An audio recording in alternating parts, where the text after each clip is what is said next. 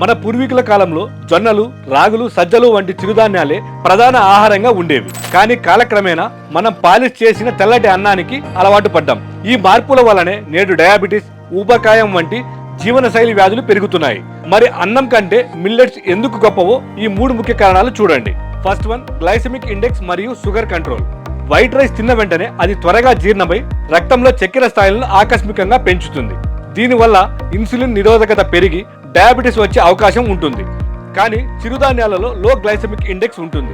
ఇవి నెమ్మదిగా జీర్ణమవుతూ చక్కెరను క్రమంగా విడుదల చేస్తాయి. అందుకే మధుమేహం ఉన్న వారికి చిరుధాన్యాలు ఒక సంజీవని వంటివి. సెకండ్ వన్, పీచు పదార్థము మరియు జీర్ణక్రియ. పాలిష్ చేసిన బియ్యంలో పీచు పదార్థం అనేది దాదాపు శూన్యం. కానీ మిల్లెట్స్ లో పీచు శాతం చాలా ఎక్కువ. ఇది మలబద్ధకం సమస్యను దూరం చేస్తుంది.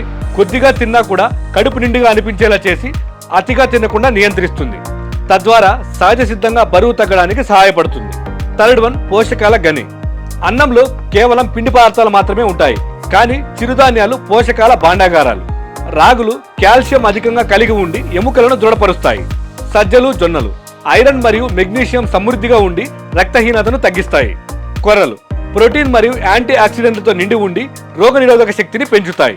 మీరు చేయవలసిన చిన్న మార్పు: మీరు రాత్రికి రాత్రే అన్నం మానేయాల్సిన అవసరం లేదు. ఈ కింది విధంగా ప్రారంభించండి.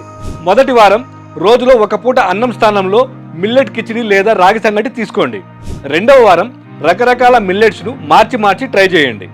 జాగ్రత్త: మిల్లెట్స్ ను వండే ముందు కనీసం 4 నుండి 6 గంటలు నానబెట్టడం వల్ల అవి సులభంగా జీర్ణమవుతాయి.